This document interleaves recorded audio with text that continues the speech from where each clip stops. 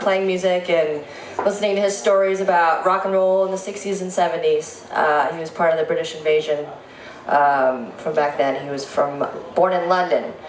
And so I grew up in a rock and roll household, and from an early age just kind of always knew that I wanted to be a bass player like Dad, and didn't really know what that meant when I was 6 and 7, but I just kind of knew it. And I'd kind of hang out with him in the studio when I was little, and my friends would come over, and I'd say, I'm going to be a bass player like my dad.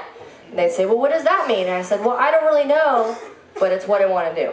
And then as the years went on, I kind of, learned a little bit more about that, and really did decide that, actually, that sounds pretty cool. I want to check this out. So at the age of 12, I started playing. I was in my first band by 13, and just kind of took it really seriously. I went to school and really kind of tried to learn all the rules so that I could break them all.